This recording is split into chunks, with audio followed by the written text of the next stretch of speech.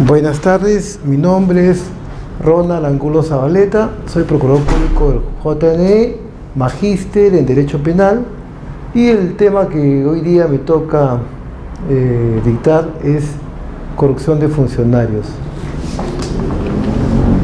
Delitos de corrupción de funcionarios.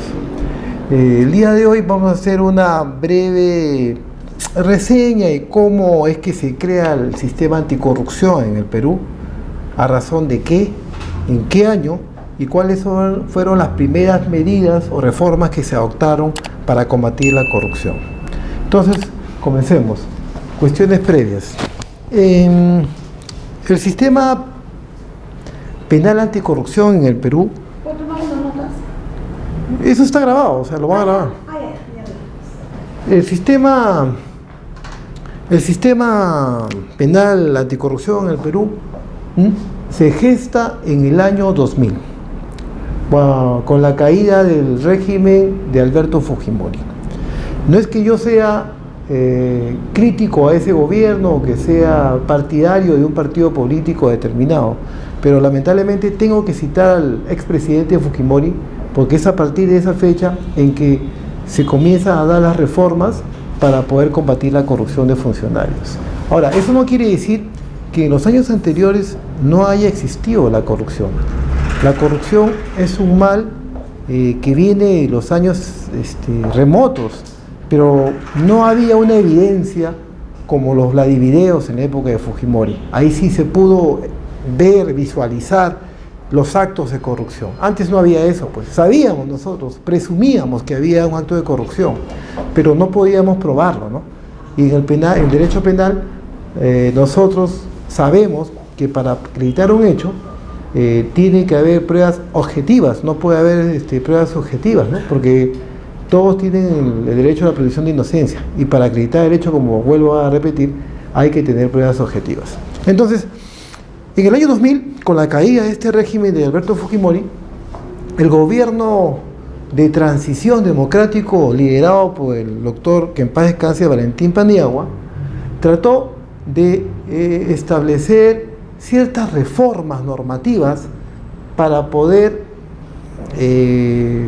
combatir los actos de corrupción que en ese momento se hicieron bastante conocidos a través de las instituciones como la Policía Nacional, el Poder Judicial, el Ministerio Público, y también se crea la Procuraduría ad hoc especializada en delitos de corrupción de funcionarios, con el primer procurador de esa Procuraduría, que fue el doctor José Ugaz.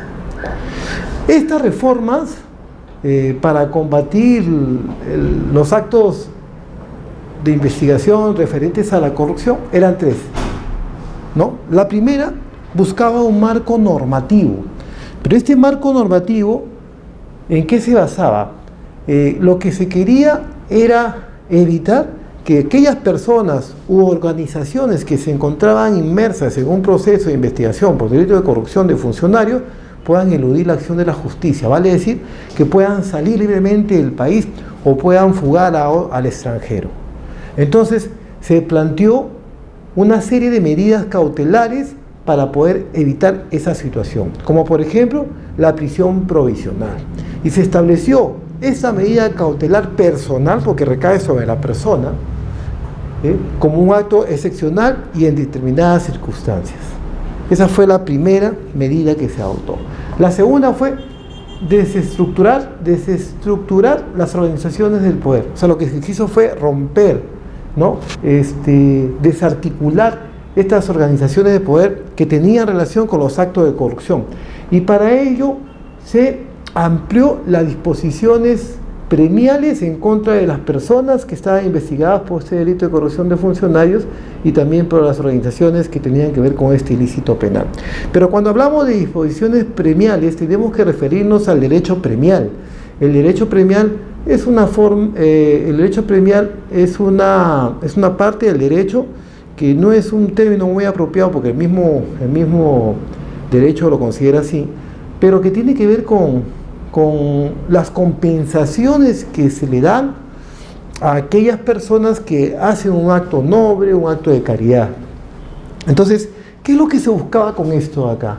Se buscaba decirle, O tomar como ejemplo el modelo colombiano, ¿no?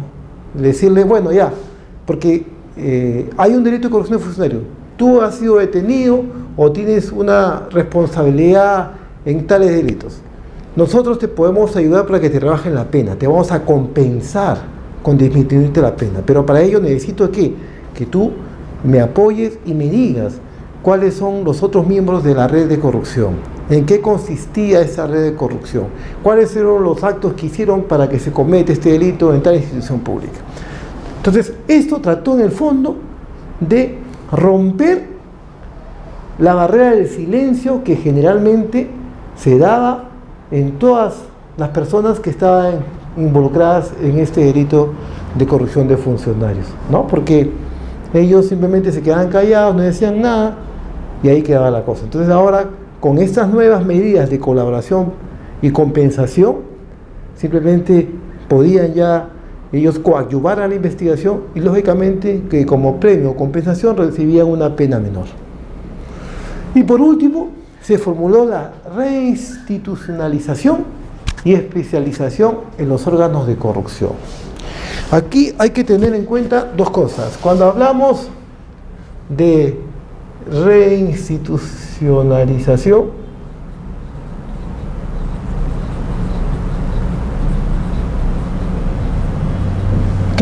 ¿qué cosa quería el Estado con esta reinstitucionalización?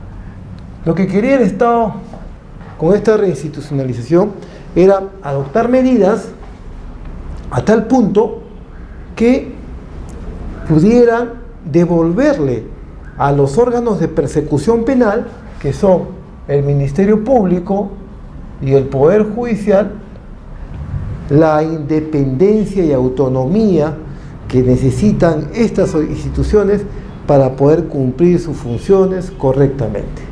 Y cuando hablamos de especialización,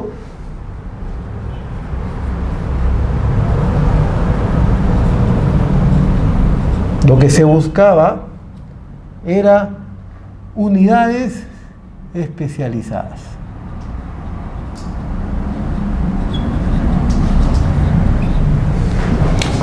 O sea, ¿cómo unidades especializadas? O sea, que dentro del Ministerio Público y del Poder Judicial existan unas subunidades especializadas en los temas de investigación de actos de corrupción. Y es así que a raíz de esto se crea la Fiscalía especializada en delitos de corrupción, ¿no? Después, ¿qué más se creó? Los juzgados de investigación preparatoria, ¿no? Investigación preparatoria. Y después se creó la Procuraduría ad hoc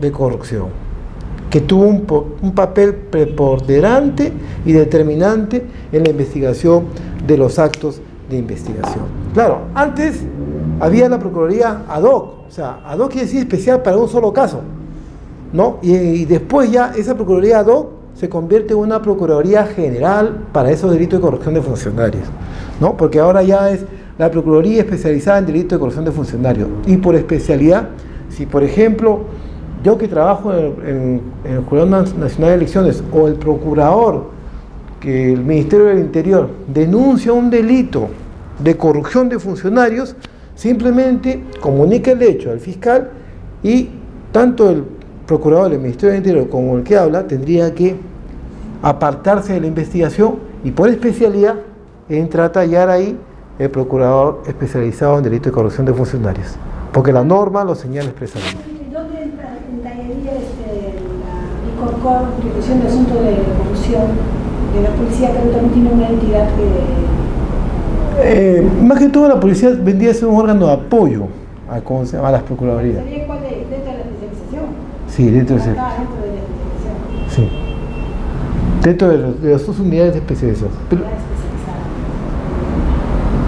claro, la policía tiene unidades de especialización, porque la policía, por ejemplo, tiene la división de estafas, tiene la división de secuestros, tiene la división de alta tecnología para ver delitos informáticos. Entonces también tiene una unidad especializada de la policía, que es la que usted dice que es para ver justamente el delito de corrupción de funcionarios, ¿no?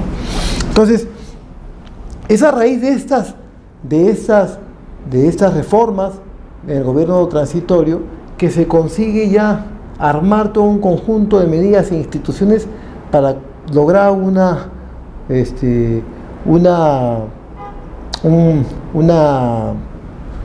grupo de medidas que sean acertadas y se pueda combatir con eficacia los delitos de corrupción de funcionarios, ¿no? Ahora, hay que señalar, por ejemplo, que en las décadas de los 90 yo estaba leyendo un artículo, la corrupción, o sea, lo que más o menos se prevé que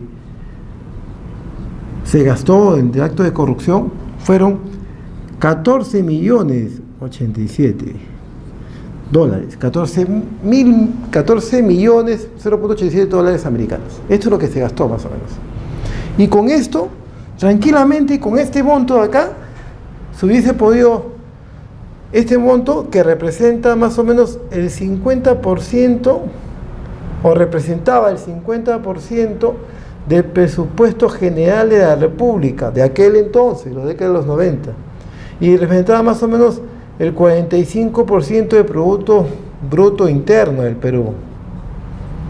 Entonces, con este monto, tranquilamente se hubiese podido pagar 1.000 soles a medio millón de jubilados, por varios años. O sea, mire cuánta plata se fue en la corrupción de funcionarios. También hacer carreteras, calles. Sí, pues, se hubiese invertido en reestructuración, ¿no? En infraestructura, ¿no? Pero lamentablemente el monto fue bastante elevado, lo que se detectó que se había ido en las redes de corrupción de los años 90. Bueno, entonces seguimos. Entonces, a raíz de eso se crean estas medidas y nace ya, ¿no? La Procuraduría, el Ministerio Público, entidades especializadas y todo eso.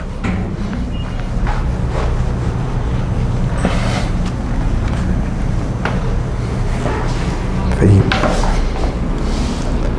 Entonces, dicho esto, podemos hablar de los delitos de corrupción de funcionarios. Pero acá yo quería hacer un paréntesis antes de entrar ya al tema puntual del concepto. Actualmente, yo estaba leyendo las propuestas para combatir la corrupción de funcionarios que en este momento están planteando los dos candidatos que han quedado para la segunda vuelta en las elecciones generales del 5 de junio del 2016. PPK planteaba, no es que yo sea partidario de uno ni otro, simplemente tengo que señalarlo porque el tema lo requiere, ¿no? Y es menester traerlo a colación. PPK habla de un reforzamiento de la Contraloría y también de una muerte civil para los sentenciados por corrupción de funcionarios, entre otras cosas.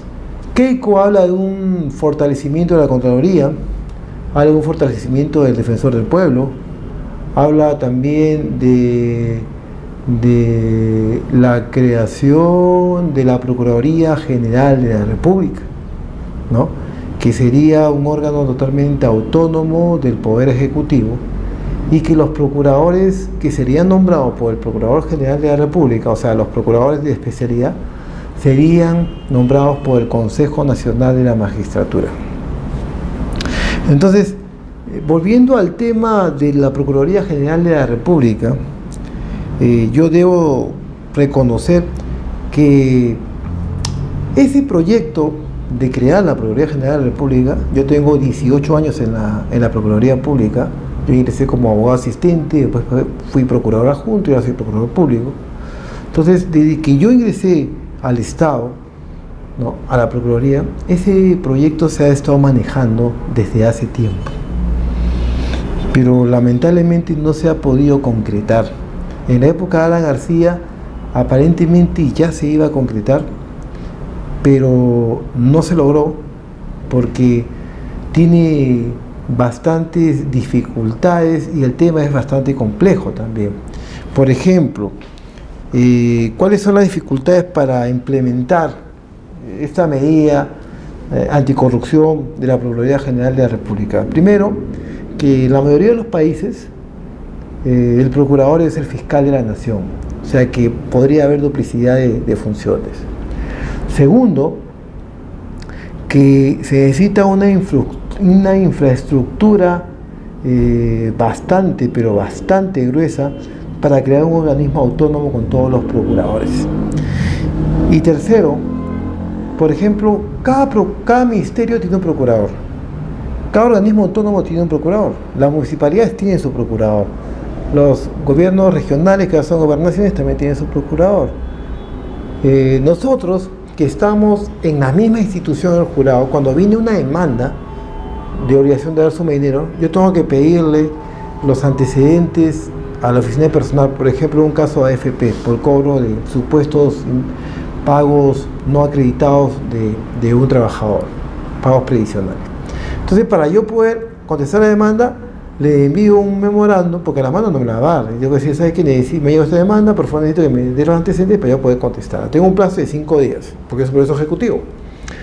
Pero yo tengo que estar atrás llamando, oye, ya se me vence. O sea, no es que te lo den inmediatamente. Lamentablemente el sistema estatal es así, o sea, está muy cargado, muy abrumado y hay bastante burocracia. Entonces, si estando en la misma institución, en el mismo edificio, no te dan la documentación y tú tienes que estar atrás para poder contestar una demanda. Imagínense ustedes que estemos en otro edificio, alejado de la circunscripción o la entidad, ¿no?, del Estado que tiene un procurador determinado. ¿Cómo haces para que te alcance la información o la documentación requerida? Eso va a ser totalmente un caos. Y eso implicaría que no puedes contestar la demanda. Como no contestas la demanda, puede salir una sentencia rápido, desfavorable a la institución, y ¿quién tiene la culpa? El procurador. Entonces, es un poco difícil, ¿no? Es un poco difícil plantear, o sea, exponerlo tiene coherencia y tiene lógica, pero ponerlo en la práctica es un poco difícil, ¿no? Y como le digo, no se pudo realizar ya desde hace tiempo, sí ha venido manejando esa idea. Esos son los pros que yo le veo a ese proyecto, pero al final de cuentas también tiene un lado bueno el proyecto, porque por ejemplo nosotros los procuradores dependemos del titular del sector al que pertenecemos y también del ministro de Justicia, ¿no? Entonces, los organismos autónomos, caso Ministerio Público, caso Tribunal Constitucional, caso Jurados de Elecciones, OMP, etcétera, para solicitar la designación de un procurador, envían una terna al ministro de Justicia de 3 abogados. Se toma una evaluación curricular, una entrevista personal, y de ahí en todo caso se decide quién es el que ha obtenido mayor puntaje y lo designa. Entonces, ahí no había ningún inconveniente, porque el que más o menos propone los abogados que puedan defender a la institución es el titular del sector. Pero en el caso de los ministerios, por ejemplo, o en el caso del procurador especializado en delitos de corrupción, el que generalmente propone es el secretario técnico del Consejo de Defensa, ¿no? Y ahí lamentablemente tendría una injerencia el ministro de Justicia o el propio gobierno, ¿no? Porque, claro, o sea, escoge una persona calificada, eso no hay duda, ¿no? Una persona calificada y conozca el tema para que pueda llevar a cabo la defensa del Estado en esos delitos de corrupción de funcionarios. Eso nadie lo niega. Pero generalmente hay gente que está llegada al gobierno. Entonces hay quieran o no, hay una dependencia entre el Procurador Anticorrupción y el gobierno. Por eso hemos visto, por ejemplo, que el actual procurador, que es Jorge Segura, ha denunciado a Nadine Heredia, ¿no? Eso no se ve, por ejemplo. Entonces, la idea es buena, la idea particularmente es buena, pero tiene algunas complicaciones poner en práctica, y también los que estamos en el cargo, no sé qué pasaría, porque al final de cuentas dice que va a nombrar a los procuradores del Consejo Nacional de Magistratura, y los que están en el cargo, ¿cómo van a hacer? O sea, hagan un concurso, están ahí, pero ¿qué va a pasar? ¿Tendrán que irse a la calle, o se van a complementar, o tendrán un puntaje adicional para postular a una procuraduría especializada? Entonces es todo un tema, ¿no? Porque uno de los proyectos que no se concretó, el de Alan García, señalaba que se iba a crear la Procuraduría General de la República. Se crea la Procuraduría General de la República, y de eso habían como 4 o 5 procuradores generales especializados. Este era, por ejemplo, civil, procurador general especializado en penal, procurador general especializado en constitucional, procurador general especializado, por ejemplo, especializado en contencioso o laboral, ¿no? Y así. O sea, ese era el marco de la propuesta que yo tuve acceso a revisar hace varios años en el gobierno de Alan García cuando querían crear la Procuraduría General de la República. Era la cabeza, era un organismo autónomo, ¿no? Autónomo. Y esto era la Procuraduría General. Y después de acá, de estos procuradores generales de la República, estaban los procuradores adjuntos. Estaban los procuradores adjuntos, ¿no? Podían ser 2 o 3, ¿no? De acuerdo a la especialidad. Y después ya venían los abogados. Y se entendía que todos estos, por especialidad, iban a ver todos los casos del Estado. Imagínense, todos los casos del Estado. Particularmente yo tengo 5.000 procesos del jurado nacional de elecciones. De la OMP tiene 800 o no, como 1.500 creo que tiene. 1.000 o 1.000 más o menos tendrá. El RENIEC tendrá como igual 7.000, 8.000. La Procuraduría Anticorrupción tendrá ¿cuánto? 20.000 más o menos. O más, 25.000 casos, porque es a nivel nacional. Entonces, para mí particularmente era un poco difícil prever o sostener la idea de que ellos iban a ver todo, ¿no? Salvo que, por ejemplo, en este nuevo proyecto, porque no lo dicen, como el plan de gobierno de Keiko Fujimori, no lo dice cómo lo va a hacer, simplemente dice que va a crear, ¿no? Salvo que deje la cosa como está y cree un procurador general de la República y todos los procuradores dependamos directamente de él y se haga la transferencia mobiliaria y todo el personal. Eso podría ser. Pero ella plantea como elige crear la Procuraduría y que los procuradores sean nombrados por el Consejo Nacional de la Magistratura. No, por eso es un tema bastante complejo que habría que analizar con pinzas. Bueno, entonces, dicho esto, ya así podemos entrar de lleno a lo que es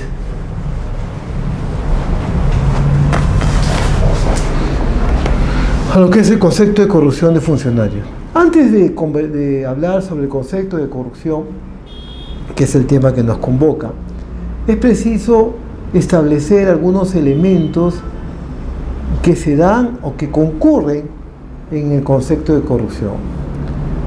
Decimos que se da una ilegalidad, lógicamente porque todo acto de corrupción transgrede, violenta una norma penal, administrativa, ¿no?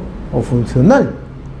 Decimos que es de interés privado porque lo que busca todo acto de corrupción es beneficiar a una persona, o en todo caso a otra persona que esté ligada al corruptor o a un tercero. Entonces tiene un interés privado, no es un interés común, no es un interés de la sociedad. Decimos que abusa de una función porque todo acto de corrupción tiene que ver con el abuso, ¿no?, de una función que asigna el Estado, vale decir, con la función pública, porque acá se ve involucrado necesariamente un funcionario o servidor público, y él, abusando de su cargo, es que comete este delito de corrupción. Encubrimiento. Decimos que hay un encubrimiento porque hay un secreto entre el corruptor y el corrupto, justamente para evadir los controles de lo que se debe hacer en forma normal. Entonces nadie dice nada, ya, yo te voy a ayudar, pero tú me das una platita, pero no digas nada porque no me va a hacer problemas. Entonces siempre hay algún silencio, siempre hay un encubrimiento entre ambos. Dicho esto, entonces podemos definir que la corrupción es el uso indebido del poder para obtener beneficios irregulares, económicos o no, violando la ley y afectando la legitimidad de la autoridad y los derechos fundamentales de la persona. Decimos, por ejemplo, que puede haber beneficios irregulares, económicos o no, porque muchas veces, como ya lo vamos a ver más adelante, en algunos ejemplos que voy a poner, no necesariamente la corrupción o el soborno consiste en darte una cantidad de dinero. Puede ser también unos viajes, por ejemplo. Te pago un curso en el extranjero. Tú me sacas esta resolución y yo te pago un curso en el extranjero. Entonces, por eso decimos que no necesariamente tiene que ser económico, ¿no? O sea, debe diseñarlo. Claro. Entonces, y también, ¿por qué decimos que afecta a los derechos fundamentales de una persona? Porque generalmente, decía un autor, que no me acuerdo ahorita el nombre, pero decía que cuando se da un acto de corrupción, lamentablemente ocurre un acto de discrecionalidad, de discriminación en contra de una persona. Porque, por ejemplo, hay 50 viejitos que están esperando cobrar su pago al FONAVI, ¿no? O que lo pongan en la lista de FONAVI, están haciendo su cola, todo. Entonces viene un viejito, le da una plata al señor que está haciendo la lista oficial y lo ingresa ahí.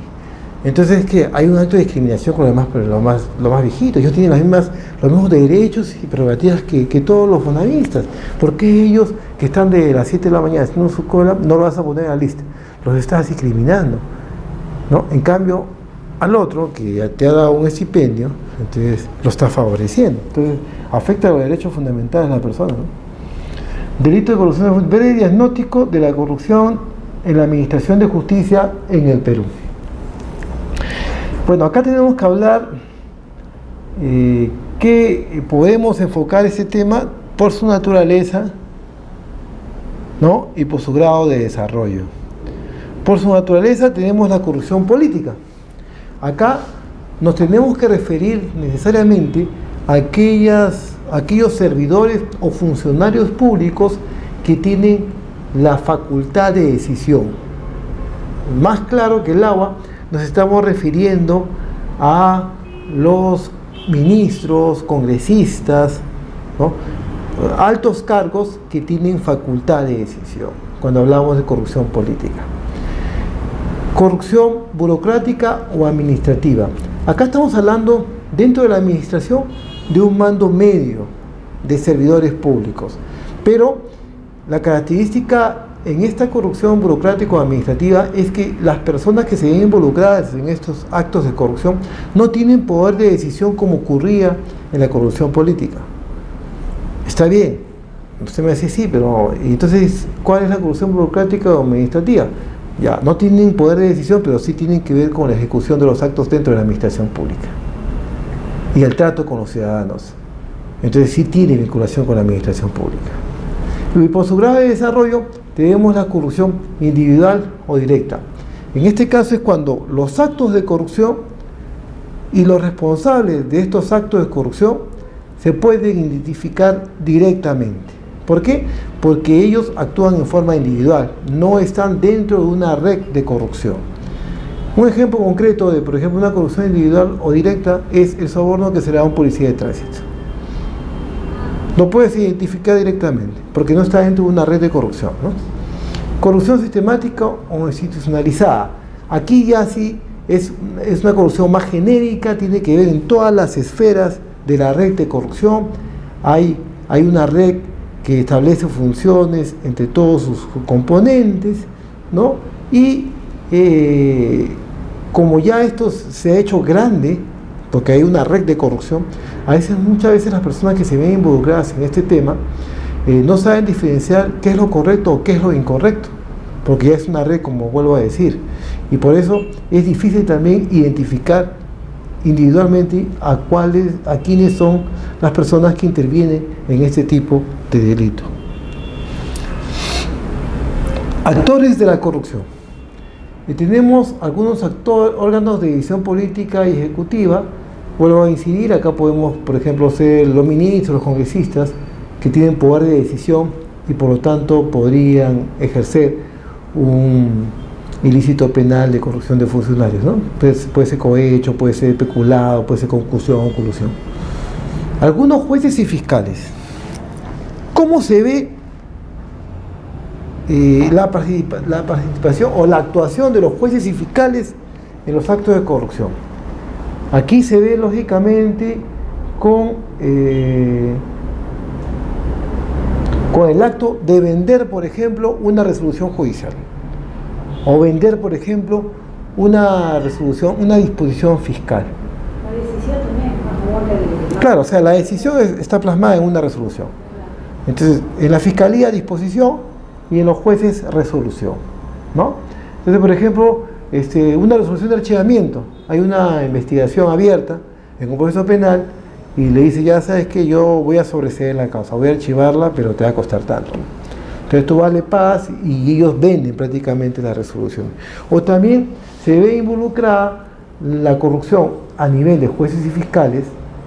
Lógicamente hay que aclarar que no estamos asegurando que todos los jueces son así, ¿no? Sino estamos dando un ejemplo, estamos hablando figurativamente, con la agilización de un trámite o un expediente, o por ejemplo la demora en un trámite o un expediente, ¿no? Por ejemplo, una vez yo me acuerdo de que tuve un caso donde se había planteado ahí una medida cautelar en contra del jurado y la medida cautelar salió en 2 días. Entonces es que es raro, ¿no? Porque dejaba sin efecto una resolución del pleno del jurado. Entonces yo comencé a averiguar y llegué a unos amigos que tenían el Poder Judicial y logramos ver que antes de esa medida cautelar, porque como es una medida cautelar, tiene un código y ese código no tiene acceso o no está abierto al público. Solamente lo sabe aquella persona que ha presentado la medida cautelar. Pero yo tuve algunos amigos, pude averiguar que antes de la presentación de esa medida cautelar, por ejemplo, ya se había presentado en el mes de mayo, el 18 de mayo, por ejemplo, un ejemplo, antes de esa medida cautelar habían como 5 o 6 medidas cautelares anteriores, que eran de marzo de abril. Y ellas todavía no habían sido resueltas, todavía no habían sido calificadas ni resueltas. Pero la que era en contra del jurado, que había sido presentada con fecha posterior a las 5 anteriores, había sido calificada y resuelta en 2 días. Y todavía le dan la razón. Y ello hizo, entonces yo presenté mi queja, fue al OCMA, el OCMA ordenó una pericia en el sistema, y entonces se detectó cómo es, ¿no? O sea, fueron allá al recinto del juez y detectaron que con un UCB habían traído la medida cautelar un día antes de la fecha en que salió la medida y la habían ingresado, y ahí la habían trabajado. Y la habían modificado solamente algunas cosas. Entonces, al final, esa medida cautelar arriba, en la sala, fue revocada, ¿no? Porque no tenía razón, tampoco, no tenía sustento legal. Y segundo, el juez fue sancionado, ¿no? Lo suspendieron o lo destituyeron, no me acuerdo. Creo que lo suspendieron, pero fue un caso bastante complicado, ¿no? Y las disposiciones fiscales también nosotros sabemos que algunos fiscales también pueden hacer que el trámite de un expediente se dilate innecesariamente, ¿no? Porque, por ejemplo, ordenan una investigación preliminar a nivel de policía, se actúan todas las diligencias, viene a la fiscalía y el fiscal lo vuelve a manejar, no, me falta otra diligencia, lo vuelve a enviar a la fiscalía, ¿no? Cuando ya se han actuado todas las diligencias que ordenó, sino que por ahí se le ocurre otra y lo puede hacer. Ahora, por ejemplo, en el caso de los jueces también se me ocurre un ejemplo de que nosotros demandamos al Cáceres Velázquez de Arequipa porque una vez hubo un incidente en el jurado que ingresó, se amarró en la sala de audiencia, comenzó a gritar, a insultar a los magistrados. Entonces yo pedí una indemnización por daño moral a los magistrados en la vía civil, como procurador del jurado, para que resarza la ofensa al honor de los magistrados, ¿no? que tienen la prerrogativa de vocal supremo del jurado. Hace 2 años que el expediente está para sentencia en Arequipa, y hasta ahora el juez se muere de miedo y está que el expediente lo refunde. Ya lo hemos quejado, ¿no? Hemos presentado una serie de escritos y ya lo último que me ha quedado ha sido denunciarlo a la OCMA, ¿no? Entonces ya creo que esta semana debe haber algunas novedades con respecto a ese tema. Pero en fin, esas son algunas situaciones que pueden presentarse. Determinado personal auxiliar del Poder Judicial. Este rubro acá tiene que ver con aquellos asistentes, especialistas, secretarios, ¿no? Técnicos, auxiliares, que generalmente se ven envueltos en actos de corrupción, pero más que todo, por un lado, con el tráfico de influencias, porque como están cercanos al juez o al fiscal, influyen o pueden incidir en el resultado de una investigación o de una resolución, ¿no? Pues señor, mire, ¿sabe qué? Que a mí me parece que esto no es así, que debe ser así. Ah, tiene razón. Entonces pueden influir. Pero aparte de eso, había un autor que decía de que hay una mala práctica en el Poder Judicial de algunos jueces y fiscales, no estamos generalizando, que ellos muchas veces no llevan directamente las diligencias. Por ejemplo, yo he practicado un juzgado penal antes de ser abogado y sabemos que el juez debe tomar la declaración instructiva a un imputado, ¿no? Pero el juez, por la recargada, muchas veces no lo hace, ¿no? Entonces, ¿quién lo hace? Lo hace el secretario del juzgado. Entonces, ese secretario también puede manipular la declaración o puede cambiarla. No digo que lo hace, sino estamos hablando de supuestos, ¿no? Entonces, por eso se ve cómo se llama, que ellos también pueden influenciar en esas declaraciones. ¿Y cuál sería el acto de corrupción, el soborno? Porque le pueden dar también dinero, ¿no? Entonces, eso se maneja a nivel de auxiliares del Poder Judicial, ¿no? Igual, determinado personal auxiliar del Ministerio Público, también sabemos que en la Fiscalía los asistentes son los que toman las declaraciones. Yo también he ido personalmente a declarar como parte de la DEA y muchas veces me ha tomado la declaración de ¿cómo se llama? Los especialistas, los técnicos, no me ha tomado el fiscal, cuando el fiscal debía de tomar. Ahora, hay casos en donde el fiscal también me ha tomado la declaración y también el juez, ¿no? Pero cuando son casos bastante trascendentales. Por ejemplo, en el caso de Zenaida Uribe, que se denunció porque había falseado en su hoja de vida, la fiscal me tomó la declaración como parte de la DEA, ¿no? Al final ese caso se archivó porque ya había prescrito, pero a mí me tomaron la declaración directamente, ¿no? Los técnicos de mesa de partes, estas personas que trabajan en la mesa de partes tienen que ver más que todo con el primer contacto que tú tienes con la Administración de Justicia, porque ahí es donde vas a presentar tus papeles para que pueda ya darse el inicio a un proceso determinado. ¿Y cómo ellos operan o cómo es que ellos podían participar en el acto de corrupción? Lógicamente vendiendo resoluciones. O sea, te venden una resolución antes que esta resolución sea colgada en la página web o antes que sea notificada, porque ellos tienen que tramitar de pronto o de repente tienen que tramitar la notificación de esa resolución, ¿no? Entonces podrían ser por la venta de resoluciones, ¿no? O también la venta de información. Por ejemplo, tú vas hace tiempo, con el código de 1940, tú ibas ahí y entonces cuando llegaban las denuncias con detenidos, entraban a la oficina del juez y el juez ahí en ese momento calificaba y le ponía detención o le ponía comparecencia. De ahí salía el expediente y iba al secretario que el juez designaba, porque había como 3 o 4 secretarios. Entonces, con la votación del juez, ya el secretario proyectaba el auto apertorio de instrucción. Y ahí le ponía la medida coercitiva de comparecencia restringida o de detención, según lo que el juez ya había dictaminado con su proveído. Entonces, pero eso salía por mesa de partes, porque del despacho salía por mesa de partes se ponía un número y se ponía el nombre del secretario en el tomarrazón, que esos cuadernos grandazos, y de ahí iba el secretario. Entonces, el mesa de partes ya sabía, tenía pleno conocimiento cuál era la medida cautelar personal que iba a darle el juez a ese denunciado o a ese detenido. Entonces, ahí también podría darse un tema de corrupción de funcionarios, porque mira, sabes que te voy a decir si le van a dar detención o no, pero ¿cómo es, no? O sea, se me ocurre, o sea, claro. Algunos efectivos de la Policía Nacional del Perú. Con el código de esto de acá, los efectivos de la Policía Nacional del Perú, tenía que ver con todos aquellos policías o unidades especializadas que sirven de apoyo al Ministerio Público o al Poder Judicial. O sea, no estamos hablando acá de otros organismos como por ejemplo división de personal, ¿no?, de la policía, no, sino de aquellos que tenían que ver con la administración de justicia.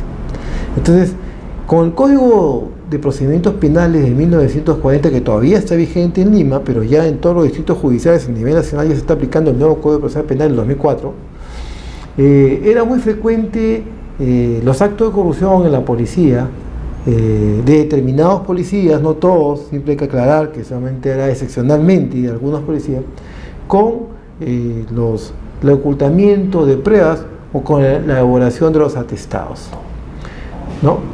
Esta medida cambió radicalmente y se combatió con el nuevo Código Procesal Penal de 2004. Pero aún con este nuevo código que se viene aplicando a nivel nacional, con excepción de Lima, también se presentan algunos problemas y ellos están más orientados a lo que es la manipulación de las pericias que se practican, ¿no? O sea, como ya no tiene tanta injerencia los atestados, simplemente ya tiene que ver con las pericias. Algunos abogados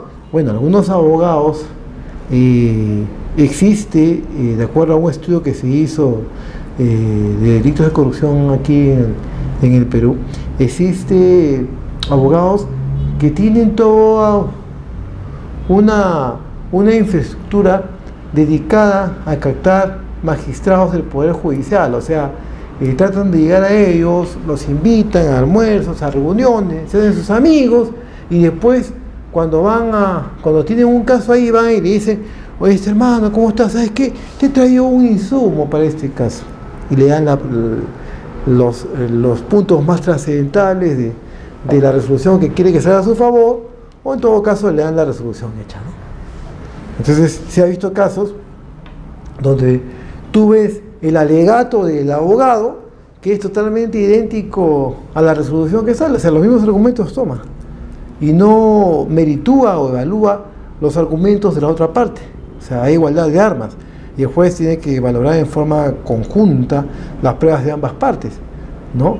Entonces, ellos son los abogados que generalmente se dedican a ese rubro de captar a magistrados a través de cenas, de almuerzos, ¿no? De regalos, ¿no? Le dio una botella de whisky por su cumpleaños, ¿no?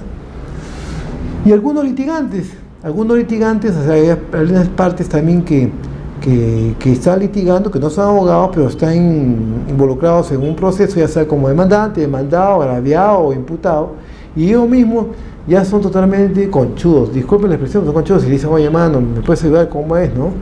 O sea, te doy una propina para ayudar en mi declaración, o trata de ayudarme en este caso, ¿no? Al mismo secretario, al mismo auxiliar.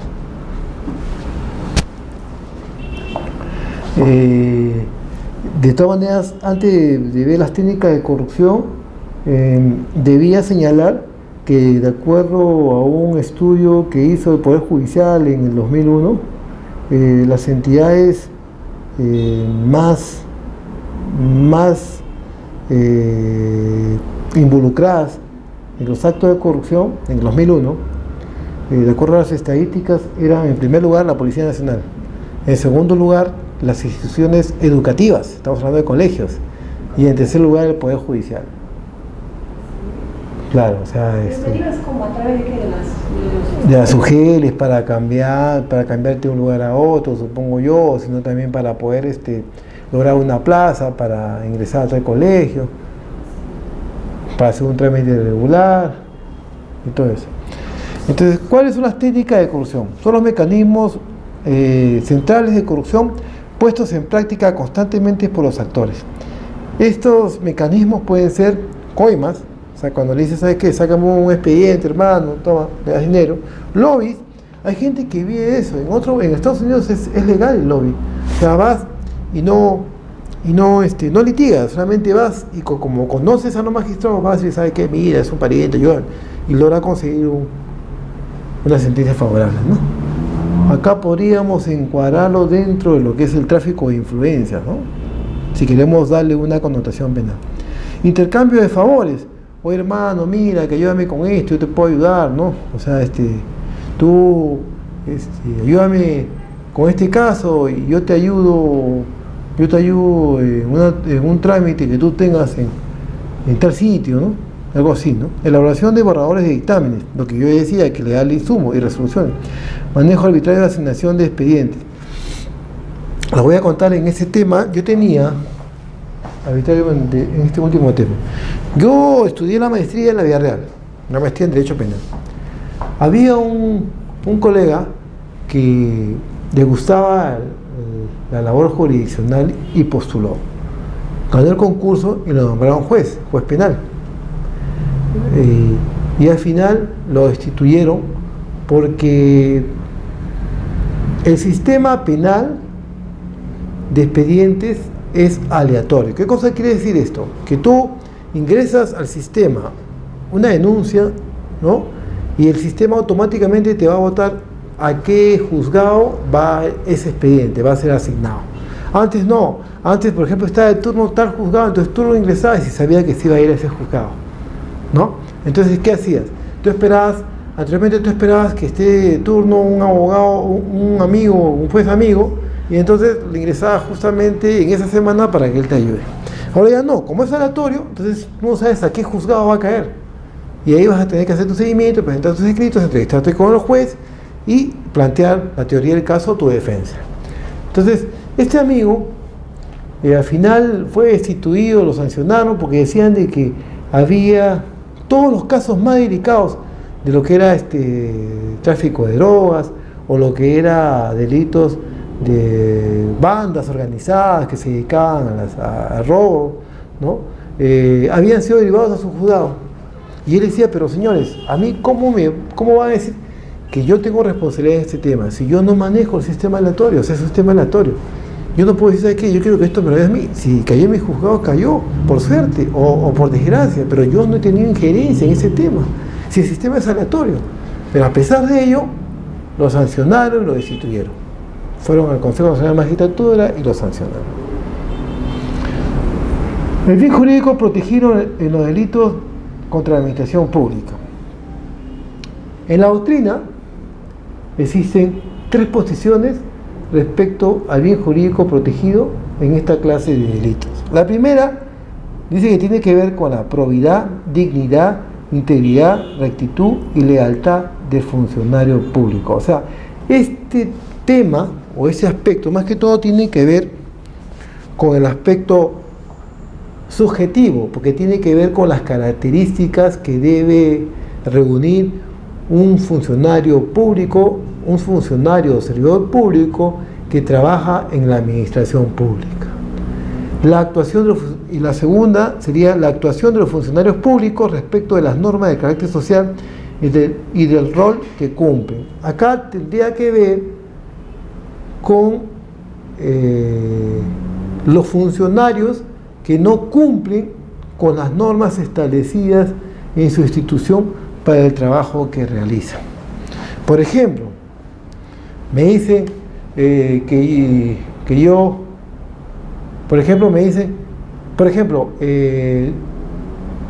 la ley de municipalidades establece que cuando uno presenta una solicitud de vacancia al Consejo Municipal, el Consejo tiene 30 días para pronunciarse sobre esa solicitud de vacancia. Puede ser fundada o puede ser infundada. Eso ya lo resuelve el Consejo. Pero ¿qué hacen los señores? Reciben de repente una coima y dilatan ese plazo de 30 días y lo ponen de 60 días. Se enferman, dicen no, que no me he notificado bien. Entonces hacen una serie de situaciones dilatorias que incumplen con las normas establecidas para ese proceso y que ellos también deben cumplir como autoridad. Entonces, acá en este tema, en el segundo, se tiene que ir directamente con el comportamiento de los funcionarios que no cumplen a cabalidad las normas internas, ¿no?, de la institución a la que pertenece. Y la tercera vendría a ser el correcto y normal funcionamiento de la administración pública. Este último concepto, o este último aspecto, es el que predomina en la doctrina y en la jurisprudencia, es el que más se maneja y el que más ha sido aceptado incluso por algunos tratadistas como el doctor Salinas Siccha, que es vocal superior, como el doctor Fidel Rojas, que es un penalista eminente, que tiene varios libros relacionados a la gestión pública y también al derecho penal, y también por el ex procurador Iván Meini, que estuvo con el doctor Vargas Valdivia, que fue el sucesor de José Ugaz cuando se creó la Procuraduría ad hoc especializada en delitos de corrupción de funcionarios. Entonces, pero para entender mejor este concepto de acá, diremos que en base a este criterio el bien jurídico que cautela el derecho penal no es la administración pública en sí, ¿no? Ya sea como órganos o como institución, sino lo que cautela es la administración pública en su rol funcional, prestacional. O sea, lo que tiene que ver acá es que haya una correcta y adecuada administración pública, y que esto se ve reflejado en el acceso de todos los servidores o administrados a la función pública, y que puedan ver satisfechos sus derechos fundamentales que son reclamados o que son ejercidos dentro de la administración pública. Por eso es que la doctrina, vuelvo a incidir, y la jurisprudencia aceptan este concepto y lo toman como punto de partida para poder definir el bien jurídico protegido en los delitos de administración pública. Entonces, la última, la correcto funcionamiento de la administración. Claro, o sea, ¿Eso cuál es en todo caso? la labor que realizan los funcionarios públicos. O sea, todos los funcionarios, los servidores públicos, el cargo que desempeña, ¿tiene que ser a cabalidad o...? Claro, o sea, mire, acá tiene que ver con las características. ¿Ya? Lo voy a poner así. Características de un funcionario o servidor público.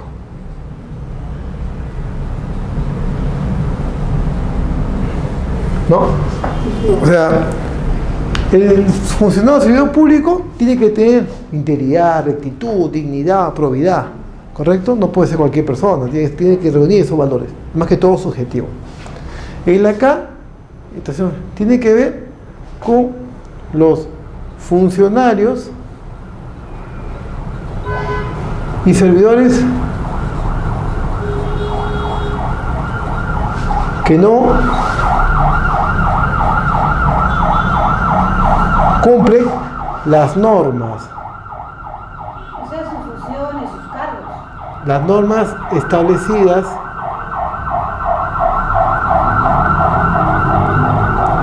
en su labor diaria, ¿no? Para su labor diaria, O sea, por ejemplo, se me ocurre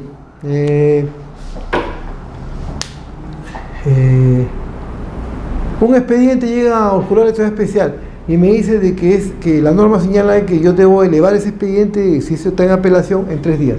Yo lo hago en 10 días, pues, porque de repente ha habido algún acto de corrupción ahí, ¿no?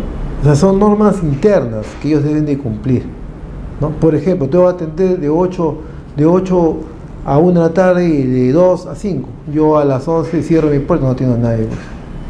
No quiero atender. O sea, cada funcionario del servidor público sabe sus cargos, qué funciones desempeña. Claro, las normas internas que ellos deben cumplir. Claro. Entonces ahí no cumplen en todo caso. Claro, o sea, tiene que ver más que todo con la excepción que uno tiene porque los servidores no cumplen con las normas establecidas por la entidad para su labor diaria, ¿no? ¿Ya?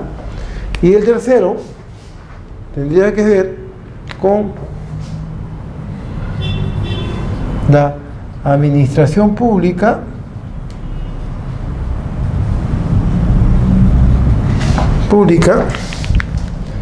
desde el punto de vista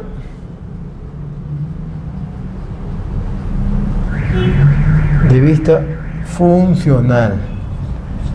Ya, o sea, acá, ¿qué cosa quiere decir? O sea, a mí no me interesa, ¿no?, la administración pública como institución o como órgano. No me interesa. O sea, no me interesa la actividad que realice el funcionario o servidor público dentro de la institución, no. O sea, como institución. No me interesa la administración pública como órgano, como institución, no. Lo que me interesa es la administración pública, pero en su rol funcional, o sea, la prestación, lo que da a través de los funcionarios y servidores. Eso es lo que me interesa. Eso es lo que yo trato de salvaguardar, que hay un correcto uso de la administración pública. O sea, que yo vaya y le diga, señor funcionario, usted me recibe este documento, por favor, cumplió con todo el requisito, perfecto, señor, a ver, ya, no se preocupe, en 2 días sale su resolución. O sea, la función prestacional, lo que ellos realizan, que eso sea correcto, que sea adecuado, ¿no? ¿Y eso en qué se ve reflejado? En dos situaciones, en que todos pueden tener acceso a la administración pública, cualquier ciudadano puede tener sin discriminación. Hace un rato decíamos de que cuando hay un acto de corrupción, el corruptor tiene una situación privilegiada respecto a los demás, ¿no? Porque si él está en la cola como número 20 para hacer un trámite, corrompe al funcionario y lo pone número 1 en la cola. Entonces tiene una situación privilegiada, ¿no? Entonces decíamos, esto se ve reflejado en dos cosas. La primera, que vendría a ser en el acceso de los ciudadanos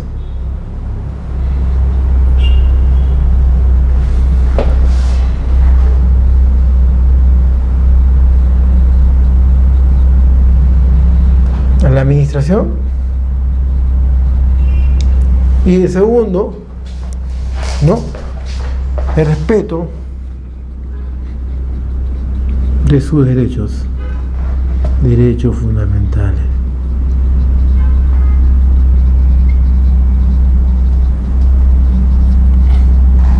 Por ejemplo, todos tienen derecho a la información, ¿no? Por ejemplo, todos tienen derecho a la información, pero como el funcionario, el servidor público está cansado, está aburrido, hace mucho calor, no muy bien, no quiere la información. No, ¿cuáles son los requisitos que necesito para mi dispensa, por ejemplo? Se me ocurre, ¿no? No, en el jurado, por ejemplo, ¿no? Me dice, no, ¿sabes qué? No sé, hermano, ya tuve, pues, ¿no? Está ahí en el periódico mural, anda tú y fíjate, pues, ¿no? Entonces afecta su derecho fundamental. En cambio, si yo agarro y le digo, no, señor, toma asiento, por favor, necesita esto, entonces se está respetando su derecho a la información. Entonces, vuelvo a repetir, el concepto o el bien jurídico protegido es la administración pública, pero no la administración pública como institución, como organismo, ¿no?, como entidad del Estado, sino desde el punto de vista de su prestación, de su función, del rol que realiza. Entonces, eso se ve reflejado con el acceso de todos los ciudadanos a la administración y el respeto a sus derechos fundamentales. ¿Ya está claro? Listo.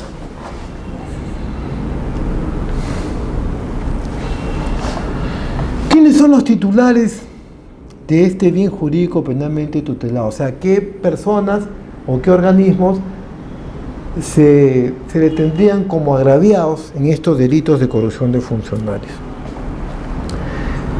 Hay dos posturas. Uno dice que es el Estado. El Estado en cuanto a la institución estatal que se ve afectada con ese acto de corrupción, ¿no? Por ejemplo, hablamos de un delito de peculado, donde una persona, abusando de su cargo dentro de una entidad del Estado, se apropia indebidamente de los caudales del Estado. Por ejemplo, estoy pensando en voz alta, para las elecciones generales o municipales, se constituyen provisionalmente unos órganos temporales que solamente son para efectos de esas elecciones. Después desaparecen o se desintegran, se desarticulan. En la OMPE, por ejemplo, que se encarga de todo el material logístico, de toda la parte logística de las elecciones, se instalan las oficinas descentralizadas, ¿no?, de procesos electorales. Y en el jurado se instalan provisionalmente los jurados electorales especiales, ¿no?, que actúan también en primera instancia administrando justicia. Entonces, se instala ese jurado electoral especial, el jurado se conforma por un fiscal superior, un juez superior y un ciudadano, que es por sorteo. El que preside es el juez titular. Entonces, muchas veces, para que pueda funcionar ese órgano temporal, se le asigna una partida presupuestal, se le da una cierta cantidad de dinero para que contrate, será mobiliario, contrate personal, ya llámese secretario, auxiliares, ¿no?, mensajero, motorizado, no sé, pero se le da una cierta partida y esa es plata del Estado. Entonces, eso tú tienes que hacer una rendición de cuentas cuando se desintegra ya ese órgano temporal. Tienes que decir, yo he gastado en esto, tienes que rendir cuentas, y puede ser observado, no. Entonces se me ocurre de repente y hay una norma, hay un reglamento que establece cuáles son los gastos en los que puede incurrir con esa plata que se le asigna para el funcionamiento de ese órgano temporal del Estado. O sea, yo no puedo utilizar esa plata, por ejemplo, para irme de huelga, para comprarme ropa, ¿no? O para, por ejemplo, no sé, o apoyar un evento académico, social. No puedo, porque es plata del Estado y es justamente para una finalidad, que es para el funcionamiento de ese órgano temporal. Entonces, si esta persona le da un mal uso o se apropia de los caudales del Estado, automáticamente ahí sería el titular del bien jurídico penalmente tutelado del Estado, o sea, la entidad estatal, ¿no?, que sería la parte de la vida, en este caso el jurado, pues, ¿no? Ahora, hay un caso que siempre yo lo traigo a colación y que tiene que ver justamente con el delito de peculado, y es un caso real, ¿eh? En el año 2014, el año 2000, hubo unas elecciones municipales y regionales, y había un jefe de una ODP, Organismo Descentralizado de Procesos Electorales en Maynas, y su apellido es Perata o Solaza, me acuerdo. Este señor le dieron un dinero para el funcionamiento del órgano temporal, que era la Oficina Descentralizada de Procesos Electorales, y el señor parte de esa plata la utilizó para promover una ceremonia, un evento de Miss Maynas.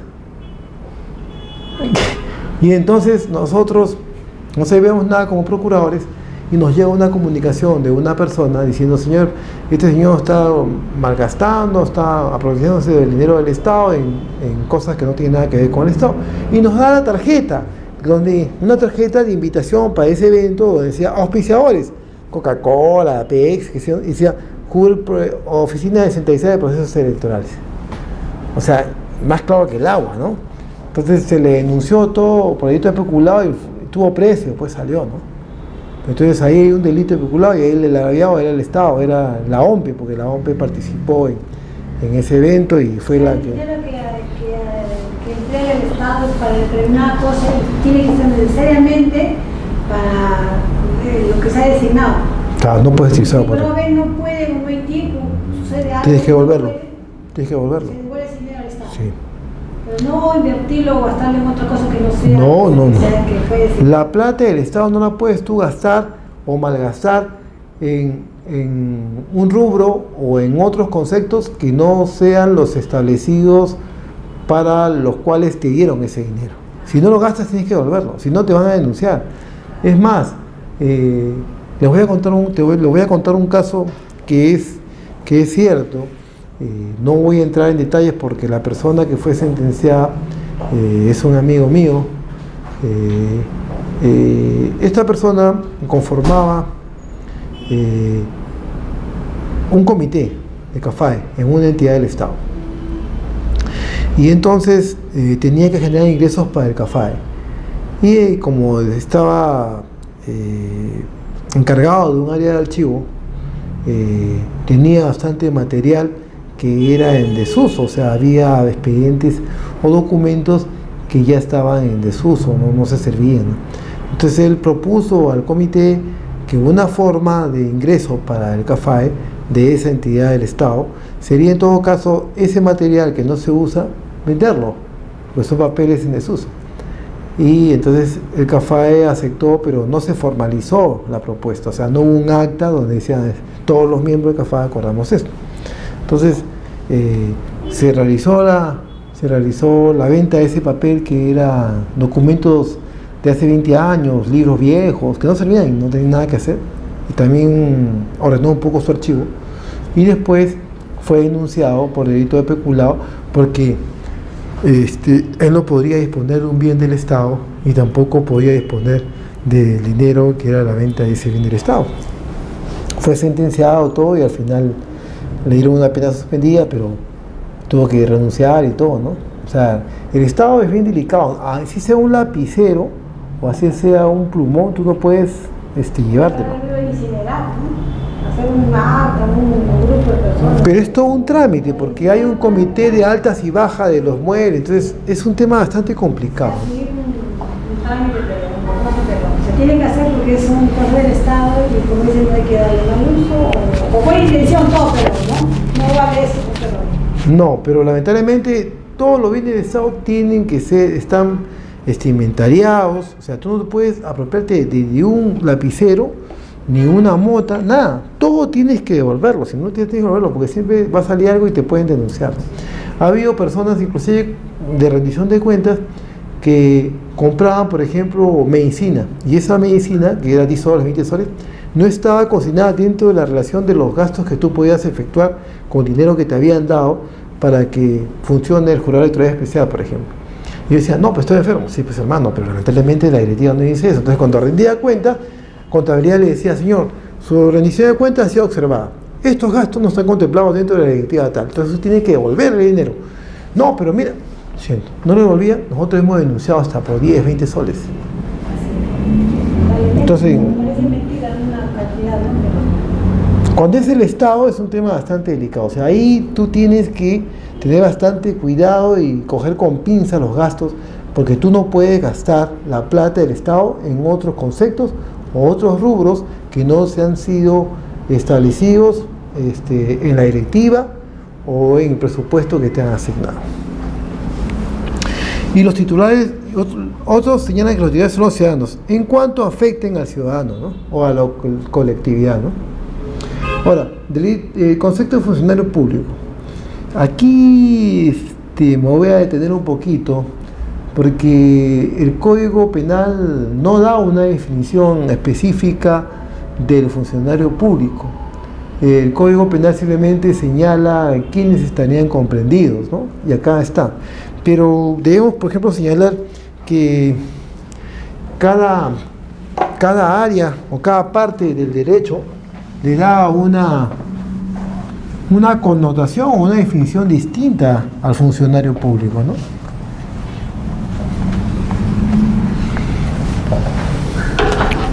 Por ejemplo, antes de entrar a ese tema, por ejemplo,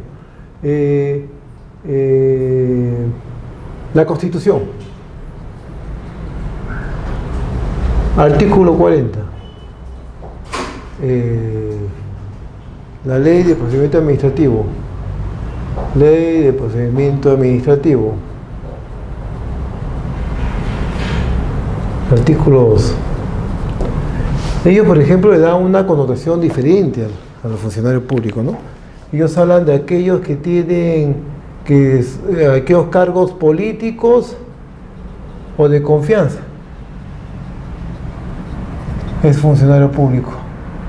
O aquellos que trabajan para el Estado, ¿no? Cargos. La ley de procedimiento administrativo artículo 2 dice que no son funcionarios públicos, por ejemplo, las Fuerzas Armadas.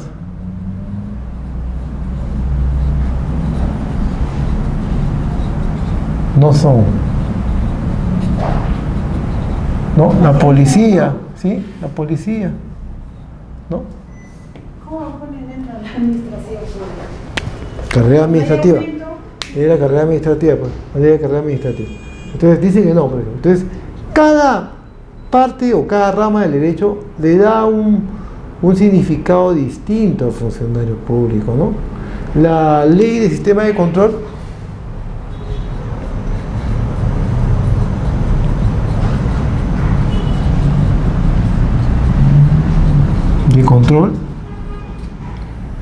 ¿no? La cosa de la Contraloría dice que funcionario público es aquella persona que trabaja en una institución pública bajo cualquier modalidad.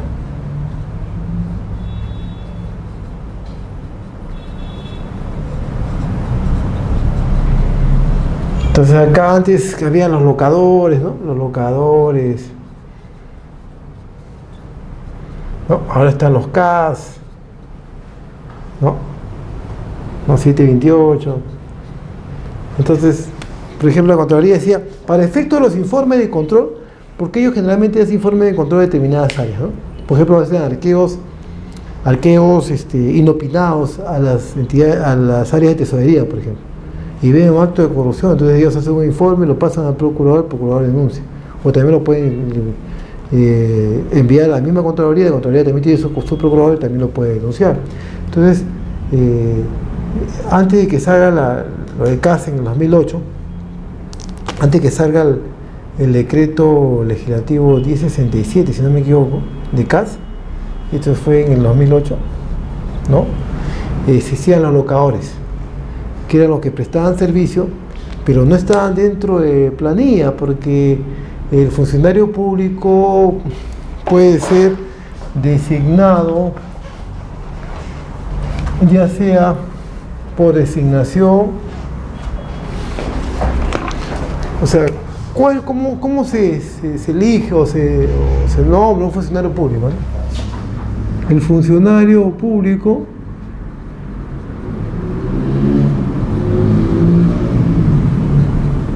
puede ser nombrado por concurso, puede ser nombrado por selección, designación, selección o por elección, ¿no? El funcionario público, por ejemplo, un concurso, puede ser, por ejemplo, los jueces y fiscales, fiscal. ¿Quién lo nombra? El Consejo Nacional de la Magistratura. Selección, puede ser por designación, ¿no?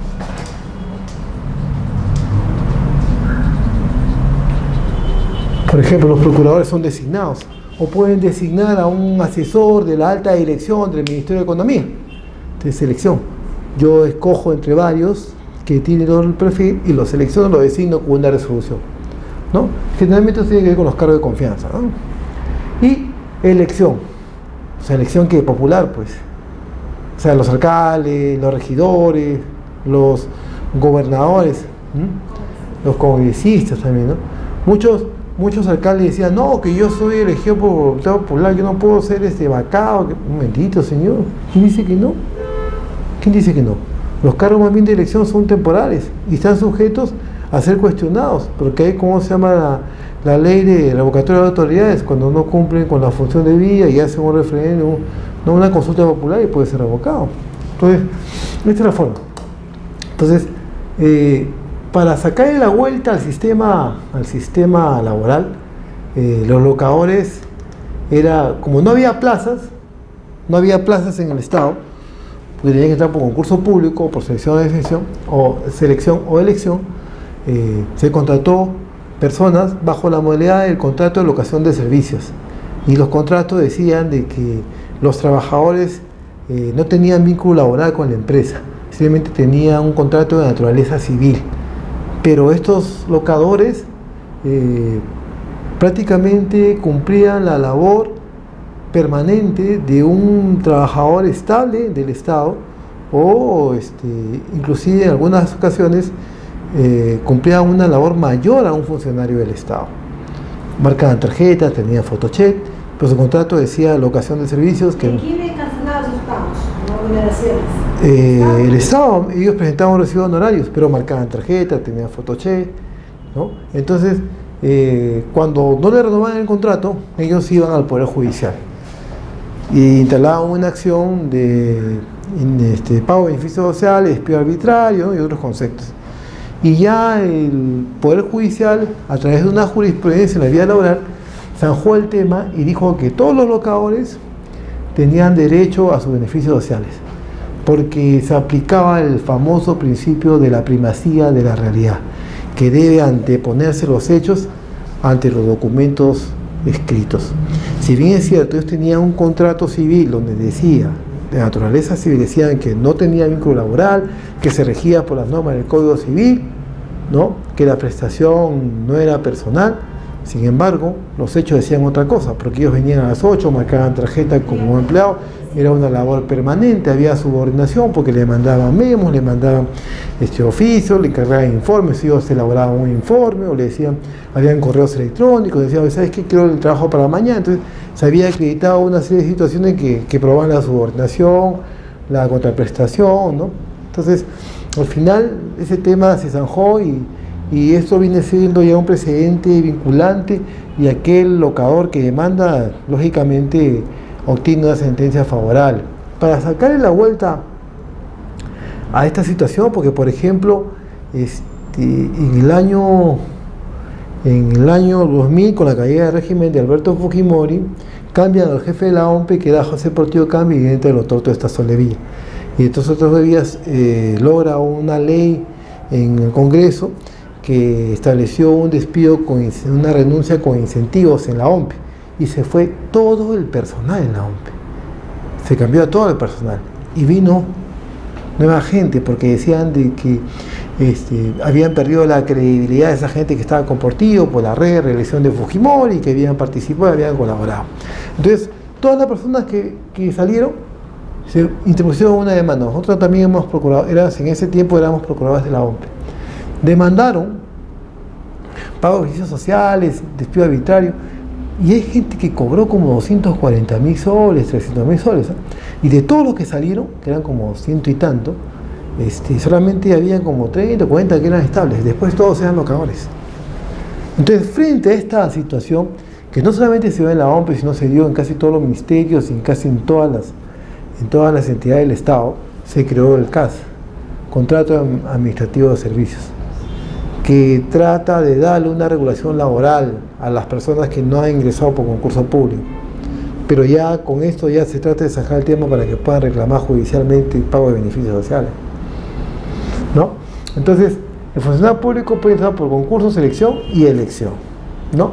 Entonces, para darle una mayor connotación, el Código Penal no establece en sí un concepto de funcionario público, porque no dice funcionario público es aquel que labora, sino simplemente dice cuáles serían las personas que estarían comprendidas en ese concepto, ¿no? Entonces, dicen, lo primero, lo que estaban comprendidos en la carrera administrativa, ¿no? Los que desempeñan cargos públicos o de confianza, incluso si emana elección popular. Cargos públicos o de confianza. Generalmente tiene que ver con la selección. Los gerentes de las municipalidades, los gerentes de las instituciones públicas, generalmente son cargos de confianza. ¿Cómo se les nombra? ¿Cómo se les designa? El titular del sector expide una resolución con la firma y dice, estando vacante el cargo de confianza de director de fiscalización, y habiendo visto tal trámite, se le designa a partir de fecha al señor Juan Pérez como director de fiscalización. Entonces él comienza ya a ejercer su labor, pero es de confianza. Entonces ahí los contempla. Incluso si emana una elección popular. O sea, acá ya jasajó el tema de los alcaldes, de los congresistas, ¿no? De todo aquello que viene producto de una elección popular. Tercero, todo aquel que independientemente del régimen laboral en que se encuentre, mantiene vínculo laboral o contractual de cualquier naturaleza con entidades de su organismo del Estado. Este tema es interesante, porque acá ya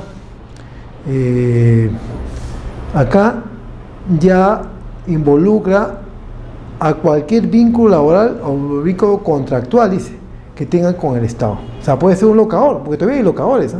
Pero ya son pocos. Y también lo considera como funcionario público, ¿no? No es alguien que ha ingresado por concurso público. A lo que yo iba es que antes de que salga el CAS, antes que me olvide, existían los locadores. Y los locadores no lo podías tú involucrar como funcionario público. O sea, no podías decir tú, el señor ha cometido delito peculado porque el señor no es funcionario público. El señor es locador, tiene un contrato de naturaleza civil. Porque si tú decías que era funcionario público, cuando querías denunciarlo, porque se había agarrado una plata, el problema es que ellos podían después demandar y decir, señor, a mí me denunció como funcionario público, entonces yo quiero que me paguen mis beneficios sociales. Entonces estábamos en un dilema terrible, porque no sabíamos si denunciarlo por peculado o no. porque era un locador. No encajaría. Claro, entonces por eso es que nosotros, ¿qué hacíamos? Recurríamos a la ley de sistema de control como Procuraduría, y esa ley de sistema de control decía bien claro que para efectos de los informes de control, que hace la Contraloría, la entidad del Estado, se considera funcionario público a las personas que tengan cualquier contrato con el Estado. Entonces, con eso nosotros agarramos y lo denunciábamos como delito de peculado, 387 del Código Penal. Y tratábamos ya de salvar la situación. Y nos daba resultados, porque al final los jueces lo condenaban también, ¿no? Pero después ya con el CAS la cosa cambió. Entonces, acá también, al menos trata de mantener lo que dice la ley de sistema de control, porque dice, independiente del régimen laboral en que se encuentre, mantiene un vínculo laboral o contractual. ¿Sí? O sea, le da la naturaleza de los funcionarios públicos a un locador, a un CAS, ¿no? Que trabaje o que realice funciones dentro de los organismos del Estado. 4. Los administrados y depositarios. Los administrados y depositarios de caudales embargados o depositados por la autoridad competente, aunque pertenezcan a particulares. Este tema es bien interesante, ¿eh? Porque aquí amplía el concepto de funcionario público a aquellos que no trabajan directamente en ¿cómo se llama?, en la entidad, pero que tienen una relación indirecta con la entidad del Estado, ya sea porque son administrados o depositarios, ¿no? O sea, por ejemplo, le pongo un ejemplo concreto. Hay una empresa que me debe plata al Jurado Nacional de Elecciones, ¿no? Entonces yo la demando para que me pague. No tiene plata, pero tiene 5 vehículos. Entonces yo solicito, en la vía judicial, embargar esos vehículos en forma de secuestro conservativo. O sea, agarro, voy y me llevo los vehículos, ¿no? Pero para eso necesito nombrar un depositario a quien va a recaer los vehículos. Entonces nombra a Juan Pérez. Juan Pérez no trabaja en el jurado, no trabaja en la Procuraduría. Juan Pérez es alguien que es cercano al jurado y lo nombra, ¿no? Y Juan Pérez agarra y dice, ¿cómo se llama? Y se agarra el bien. Entonces, para ese efecto tendría que denunciarlo por el delito de peculado, porque es un bien del Estado, ¿no? Entonces, con este artículo, ya yo estoy en la facultad de considerarlo como funcionario público, a pesar de que no tiene un vínculo laboral o contractual con el jurado. Simplemente tiene un vínculo a través de una resolución judicial, pero que no le da la categoría de contrato laboral o civil. Simplemente es un órgano de auxilio a un embargo. Pero con lo que dice el Código Penal, yo tengo la facultad de poder denunciar por el delito de peculado, ¿no? Los magistrados de autoridad competente, aunque pertenezcan a particulares. Los miembros de las Fuerzas Armadas y Policía Nacional, lo que no dice la ley de carrera administrativa, la ley de procedimiento administrativo, ¿no? Y los demás indicados por la Constitución y la ley. Entonces, este concepto de acá es un concepto más amplio de lo que vendría a ser el funcionario público. Y me parece adecuado porque al final trata de comprender a todas las personas que de una u otra manera tienen que ver con la función prestacional del Estado, ¿no? Entonces, para efectos de poder denunciarlos por el delito de corrupción funcionario, ya la norma está más clara y precisa quiénes pueden ser denunciados como funcionarios.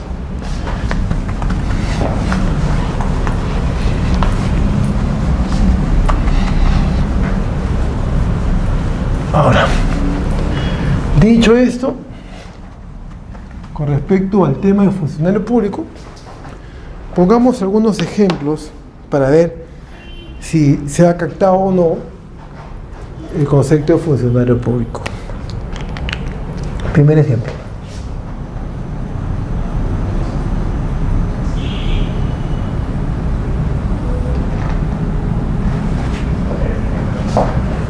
A ver,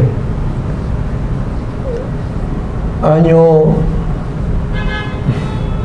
2001, el 17 de enero del 2001, sale un video, Montesinos, Bedoya de Vivanco.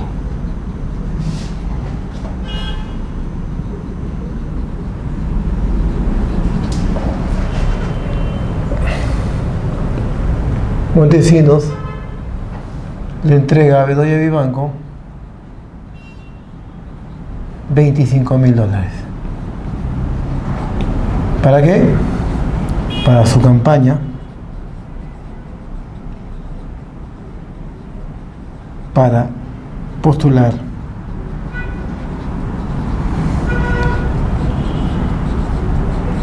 a la alcaldía de Lima en el año 1998.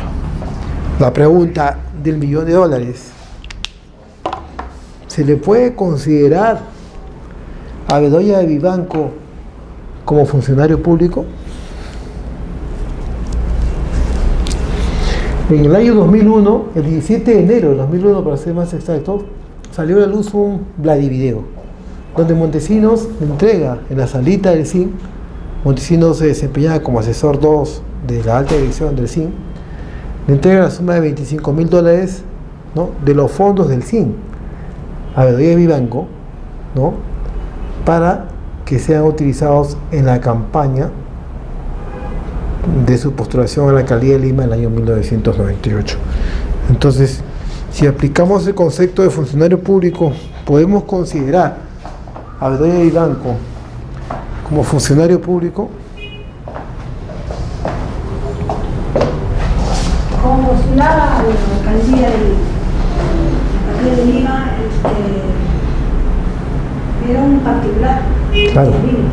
No podemos considerarlo como funcionario público, exactamente. No podría ser considerado como funcionario público, porque no tenía un rol prestacional o funcional dentro del Estado. No administraba o custodiaba caudales del Estado. Pero como repito, lo principal es que no tenía un rol funcional o prestacional del Estado. Es por eso que por ese hecho no fue sancionado, no fue juzgado ni sancionado, ni fue involucrado en un delito de corrupción de funcionarios o delito de peculado, porque no era un funcionario público, no tenía la... O sea, porque el funcionario público también tiene que estar en capacidad de ejercer la función pública. Eso es importante. Y acá él, ¿qué capacidad tenía de ejercer una función pública que si era candidato no había sido elegido todavía? No sabíamos si iba a ser elegido o no. Entonces, como no tenía tampoco la capacidad de ejercer la función pública, no puede ser considerado como funcionario público.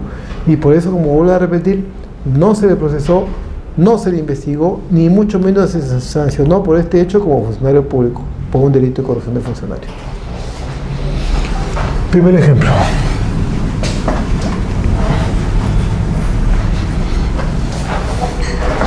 Segundo ejemplo.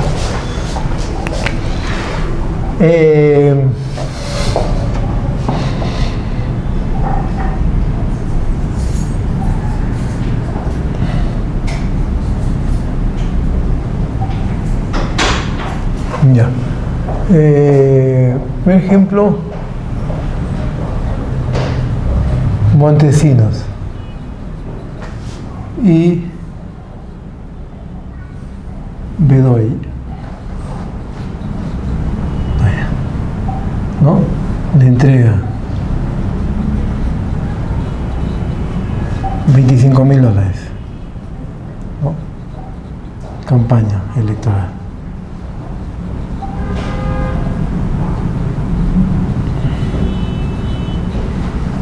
¿Correcto?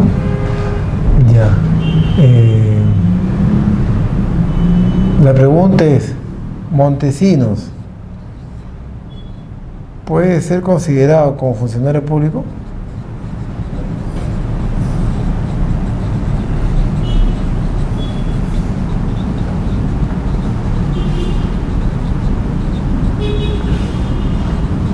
Es el mismo hecho, pero ahora nos referimos a Montesinos.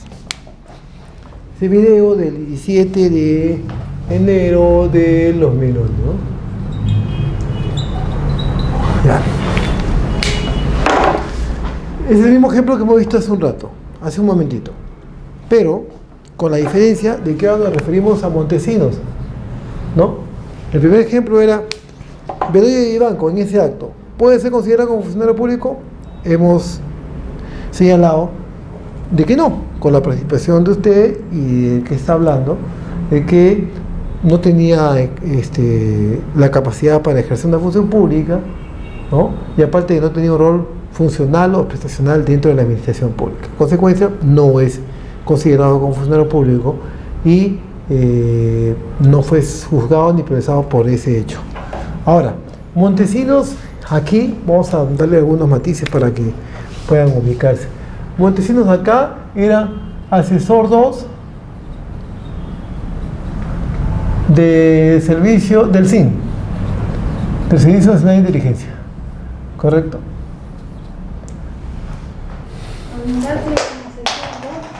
Había un documento por el que acreditaba que era asesor. Claro, entonces la pregunta, ¿podría ser considerado como funcionario público Montesinos? Ahora, como asesor 2, ¿tenía capacidad para ejercer un rol funcional o prestacional dentro de la administración pública? Sí. Ahora, ¿podía tener acceso a la custodia o administración de los fondos del SIN? Sí. Sí. Porque había un título material que Fujimori le había dado. ¿Y cuál es ese título material? La resolución que lo designa como asesor. El momento que indicaba que era asesor ya. Claro. Su remuneración era el Estado. Claro. Claro, o sea, pero aparte, el título material que le da la facultad para poder custodiar o administrar los fondos del Estado era la resolución de designación como asesor 2 del SIN. Y esa resolución que se la dio Fujimori, pues. Entonces sí es funcionario público. Y por eso que fue procesado también. Claro, incluso también según las noticias, no según lo que dice la historia, que también le dio una indemnización. 15 millones. Entonces sí era funcionario público. Entonces el tema de él es muy diferente al de Banco. Él sí es funcionario público, porque vuelvo a incidir, tenía manejo y custodia de administrar los bienes del Estado, en este caso los fondos del SIN, por el título material que le había dado Alberto Fujimori al nombre. ¿Qué es el título material? A la resolución, pues, claro, el documento. Figurativamente, ¿no? O sea, figurativamente es un título material, ¿no? Pero en todo caso podemos decirle por la resolución de designación que le había dado Fujimori. En términos simples, la resolución de designación. Claro, en el momento que hay un documento ya se acredita que ha sido. Tercer ejemplo. Y acá termino la clase de hoy. En abril del año 2000 fueron las elecciones generales. Si no me equivoco, fueron el 9 de abril, ¿ah? Generales y congresales, ¿correcto?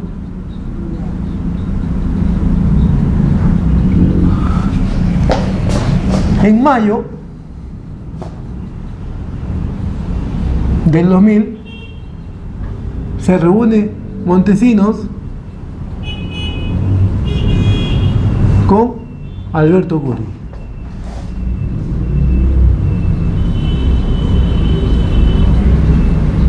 Curi Bumachá, ¿correcto? Ya había salido él congresista electo. Sí. El 3 de junio del 2000, 3 de junio del 2000, el Jurado Nacional de Elecciones da los resultados oficiales.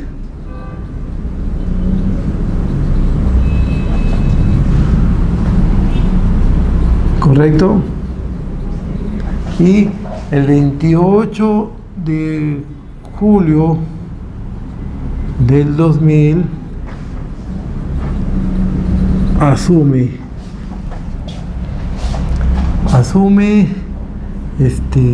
Curi como congresista.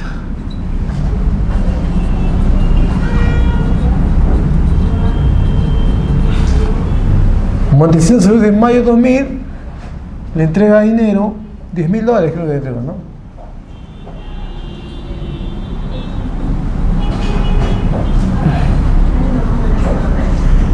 Para que se pase, ¿no?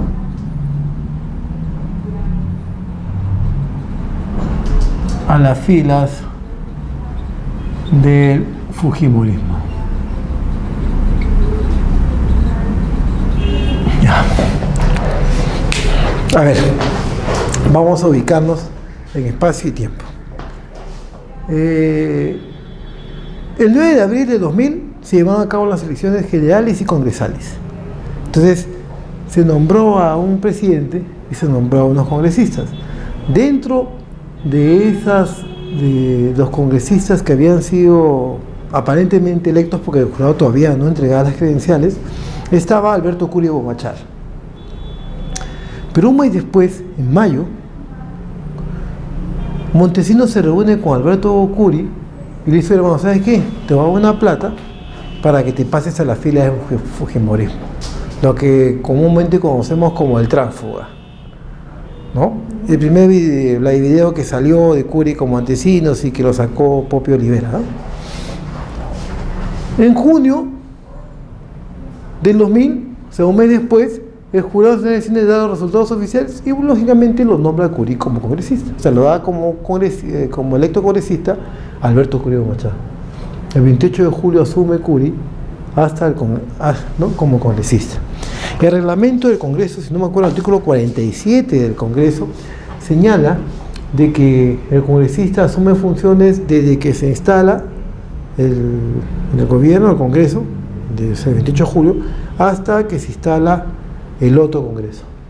O sea, hasta el 28, en este momento, si bien es cierto, Curi había sido electo, pero todavía no desempeñaba el cargo de congresista, ¿correcto?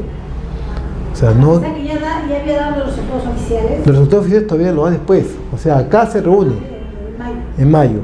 Un mes después, en junio, el jurado da los resultados oficiales. Pero acá ya sabía que él era, pues, por la cifra de partidores, por las encuestas, la encuesta a boca de urna, por conteo rápido y todo eso.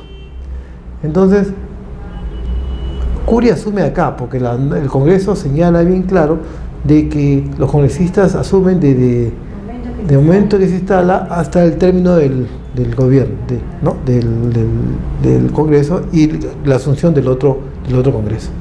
Entonces, si nos basamos en lo que dice el reglamento del Congreso, creo que es el artículo 47, si no me equivoco. Reglamento del Congreso. Entonces, Curi, si bien es cierto, era electo, congresista electo, pero todavía no desempeñaba la función pública. Faltaban algunas formalidades, como era esto y esto, ¿correcto? Entonces, la pregunta es, ¿se le puede considerar como funcionario público o no? Pero haciendo caso a los artículos del Congreso, piensa que no. A pesar de que ya sea electo, a pesar de que ya la OMP también dio los resultados oficiales, pero no dice que por eso desde el momento que se instala la mesa, o Congreso, a partir del Congreso, desde ese momento ya es considerado como funcionario público. De acuerdo al Congreso, tendría que ser a partir de este derecho, de acá, ¿no? Cuando asume la función pública. O sea, acá ya es considerado congresista, ¿no? Claro, porque ya, claro. Pero acá nosotros ya sabemos que había sido elegido. La Corte Suprema ha señalado que Curi, por eso se le juzgó, sí tenía la condición de funcionario público. Porque a partir de acá, de que se reúne con Montesinos, dice que él ya tenía injerencia para poder realizar actos públicos. Si bien es cierto, no había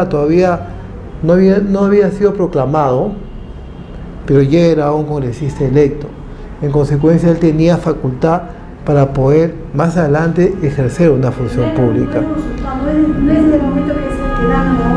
La Corte Suprema dice que estos actos administrativos no pueden interferir en la calidad de funcionario público, porque él acá ya tenía la capacidad para poder ejercer la función pública.